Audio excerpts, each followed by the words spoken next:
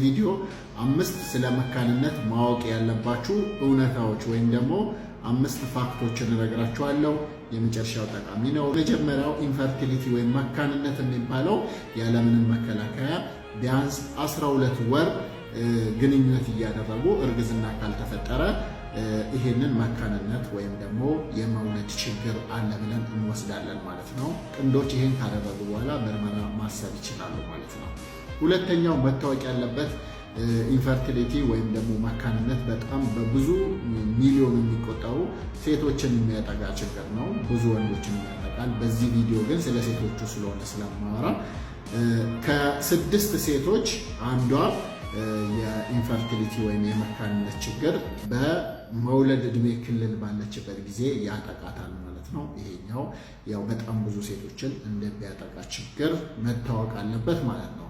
በሶስተኛ ደረጃ መታወቅ ያለበት ኢንፈርቲሊቲ ወይም መካንነት ሁለት አይነት ነው። ፕራይሜሪ እና ሰከንደሪ ይባላል። ፕራይሜሪ የሚባለው ከዚህ ቀደም ምንም አይነት እርግዝና ተፈጥሮ ማይታወቅ ከሆነ ፕራይሜሪ ኢንፈርቲሊቲ እንለዋለን። ከዚህ በፊት ቢያንስ አንድ እርግዝና ተፈጥሮ ከነበረ ግን ሰከንደሪ ኢንፈርቲሊቲ እንለዋለን ማለት ነው።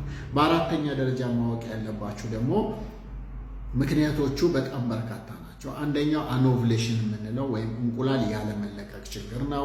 በሁለተኛ ደረጃ ቲዩባል ብሎኬጅ ወይም ደግሞ የማፀን ቱቦ በተለያየ ምክንያት ሲዘጋ ነው። በሶስተኛው ደግሞ የማፀን ችግር፣ ለምሳሌ ማፀን እርስ በራሱ ሊጣበቅ ይችላል፣ የተለያየ ቅርጽ ሊኖረው ይችላል፣ ለእርግዝና ምቹ ያልሆነ ይሄ የማፀን ችግር ጋር ካለ ማለት ነው። ከዛ ውጭ ኢንዶሜትሪዮሲስ የሚባል አለ። እሱም ችግር መካንነት ሊያስከትል ይችላል። ፖሊሲስቲክ ኦቫሪያን ሲንድረም የምንለው አለ። በጣም ውሃ የቋጠሩ ብዙ ሲስቶች የኦቫሪዎች ላይ ሲኖሩ እንደዚሁ እርግዝና ሊያስቸግር ይችላል ማለት ነው።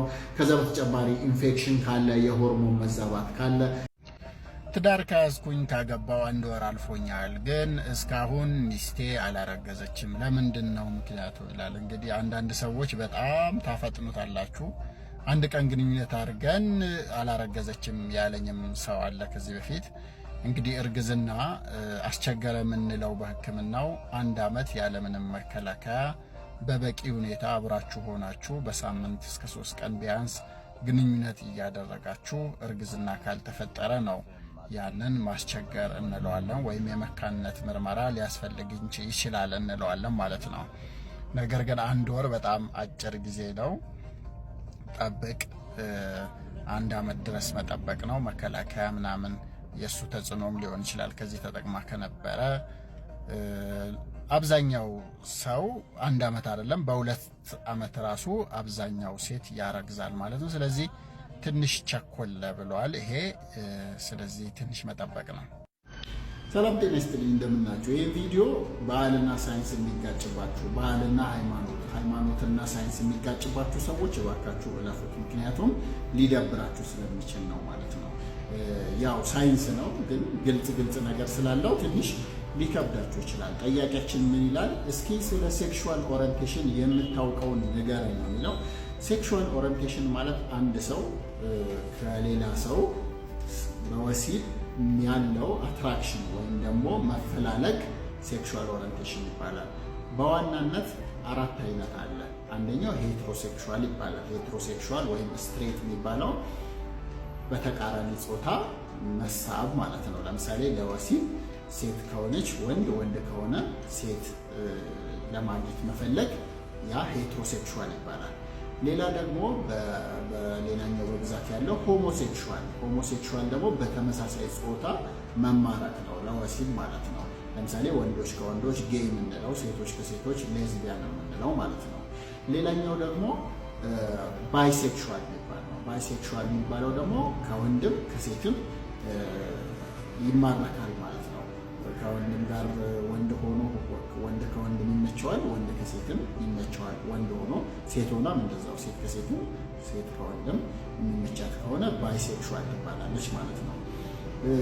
1 እስከ 10% የሚሆኑ ሰዎች ግን አሴክሹዋል ናቸው። ምንም አይነት የወሲብ ፍላጎት ወይም ወሲብ የማድረግ ፍላጎት አይኖራቸውም። ከማንም ከተመሳሳይ ጾታ ከተቃራኒ ጾታ ምንም አይነት የወሲብ ፍላጎት የሌላቸው ሰዎች ደግሞ አሴክሹዋል ይባላሉ ማለት ነው። ከሁሉም አይነት ደግሞ ያላቸው ፓንሴክሹዋል ይባላሉ።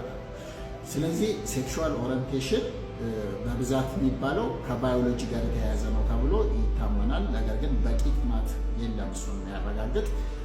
እባካችሁ እኔ የምላችሁ በውስጥ መስመር በቴሌግራም ብዙ ወንዶች የምትጠይቁኝ እኔ በሕክምና እኔ ብቻ አይደለሁም ማንኛውም ሰው በማሳመን በሕክምና የሚቀይረው ነገር አይደለም ሴክሹዋል ኦሪየንቴሽን ማለት ነው። በሂደት ሊተዋችሁ ይችላል፣ ወደ አንዱ ልታመዝኑ ትችላላችሁ እንጂ እኔ ለምሳሌ ጌይ ለሆነ ሰው የምረዳው ነገር የለኝም ማለት ነው። ሌላም ሰው ሊረዳው አይችልም ማለት ነው። ሴክሹዋል ኦሪየንቴሽን ሴክሹዋል ፕሪፈረንስ ስለሆነ ማለት ነው። ስለዚህ በውስጥ በቴሌግራም ብዙ የምትጠይቁ ሰዎች እኔ ጌይ በመሆናችሁ ወደ ሄትሮሴክሹዋል ለማምጣት አልችልም ማለት ነው። ማሳመን ምናምን አይሰራም በዚህ ማለት ነው። ስለዚህ በጣም ኮመን ነው፣ እኛ ሀገርም አለ። ባይሴክሹዋል በጣም ኮመን ነው፣ ከወንድ ሆኖ ከሴትም ጋር ከወንድም ጋር ማለት ነው። ባይሴክሹዋል ያው ስለማይወራ ነው እንጂ ውስጡን እኛ እናውቃለን፣ ብዙ ሰው አለ ማለት ነው። ባጭሩ ይሄን ይመስላል። ግን በጣም ብዙ ማብራሪያ ደግሞ ሊኖረው ይችላል፣ ጉግል አድርገህ ማግኘት። ኪንታሮት ስንፈተ ወሲብ ያመጣል የሚል በጣም የብዙ ሰው እምነት ነው። በጣም ብዙ ሰው በቴሌግራም በፌስቡክ በአካል ሲመጡ ኪንታሮት አለችብኝ እና ስንፈተ ወሲብ እያመጣብኝ ነው የሚል ነገር ያነሳሉ ማለት ነው። እንግዲህ ኪንታሮት የምንለው ፊንጢጣ መውጫ ላይ ያሉ የደም ስሮች ሲያብጡ ነው ባጭሩ። ሌላም ነገር አለው ግን ሲያብጡና ወደ ታች ሲወጡ እንደማለት ነው።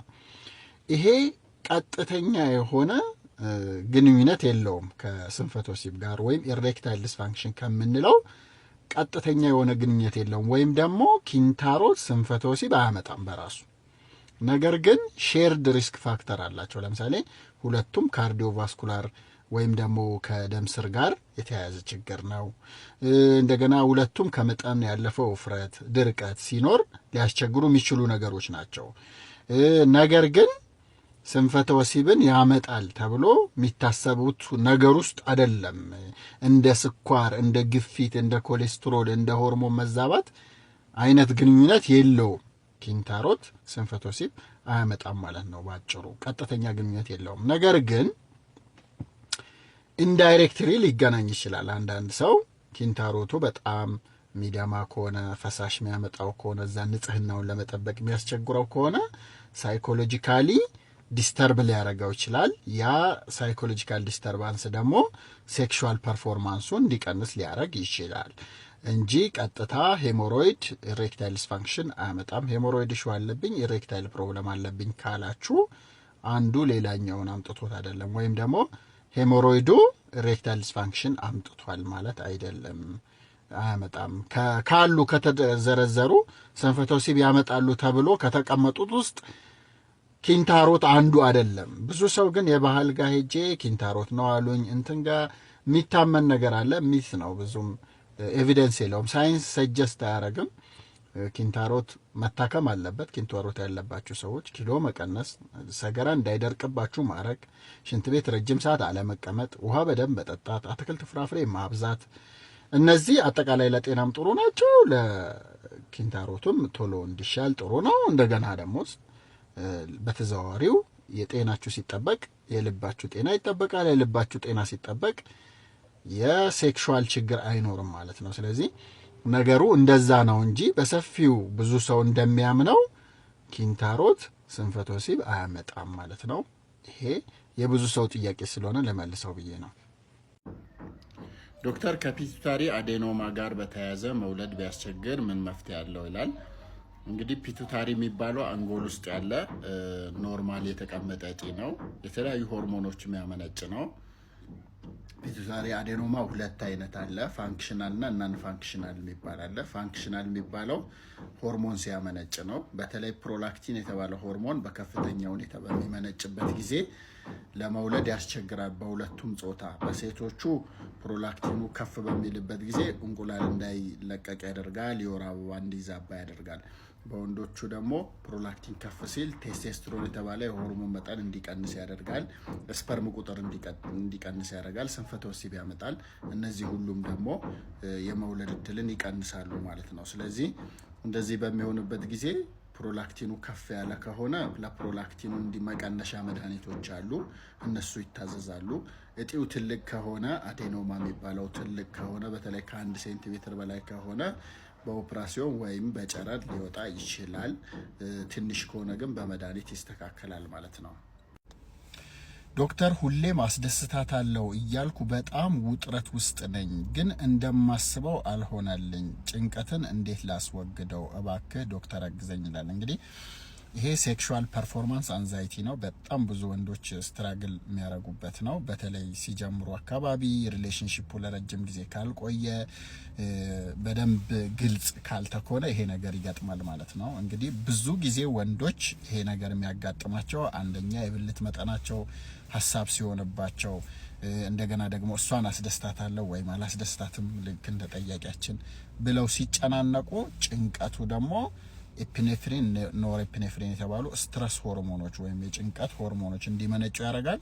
ያ ሆርሞን ደግሞ ወደ ብልት የሚሄደውን የደም ፍሰት ይቀንሰዋል። ያኔ ብልት አይታዘዝም፣ እንደፈለጉት አይሆንም፣ ቶሎ መጨረስ ይገጥማል፣ መቆም ያስቸግራል፣ ይልፈሰፈሳል ማለት ነው። ሶ ይሄ የበለጠ ችግሩን ያባብሰዋል ማለት ነው። ስለዚህ ከዚህ ሳይክል ለመውጣት አንደኛው ነገር ስፖርት መስራት ነው። በሳምንት 3 ቀን 20 ደቂቃ ስፖርት ብሰራ ለውጡን ታየዋለህ። ሁለተኛ ደግሞ ዲስትራክሽን ቴክኒኮች ናቸው። ቀላሉ ዲስትራክሽን እና ሁል ጊዜ ከኛ ጋር ያለው ትንፋሻችን ነው። ስለዚህ አንድ ሰው የሆነ ነገር ሲያደርግ የራሱን ትንፋሽ ወደ ውስጥ የሚገባውን እና ወደ ውጭ የሚወጣውን ብዙ ጊዜ ልብ አንለውም። ልክ ይሄንን ትኩረት በምናደርግበት ጊዜ ሀሳባችን ሙሉ ወደዚህ ስለሚሆን የጭንቀቱ ወደ እሷ ማሰቡ ይቀርና ወደ ራሳችን እንመለሳለን። ያኔ ይሄ ፊር ይቀንስልናል ማለት ነው። ሌላኛው ሴንሴት ትኩረታችንን ስሜቱ ላይ ማድረግ። ለምሳሌ የምናደርገው ድርጊት አለ አይደለ? እሱ ላይ ትኩረታችንን በተቻለ መጠን እዛ ላይ ማድረግ ያስፈልገናል ማለት ነው። ምክንያቱም ኦቨርቲንክ ስናረገው ነው ስትረስ ሆርሞኑን አክቲቬት የምናረገው። ጭንቀቱን አንጎላችን ላይ ስናውጠነጥነው ነው አክቲቬት የሚሆነው የባሰ የሚሆነው ማለት ነው። ስለዚህ አንደኛው ትንፋሻችን ላይ ሴንተር እናረጋለን ማለት ነው።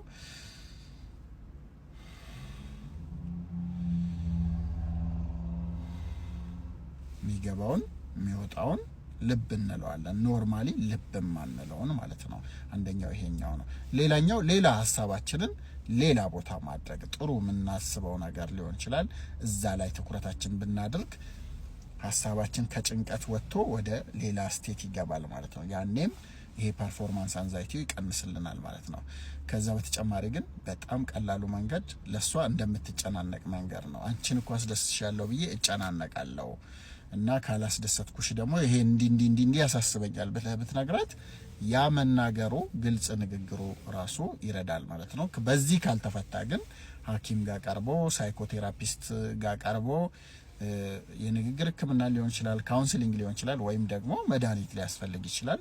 ሌላም ምክንያት ሊኖረው ይችላል። ይሄም ብቻ ላይሆን ይችላል። ስለዚህ ቀርቦ ተመርምሮ ደግሞ መታከም ይቻላል ማለት ነው።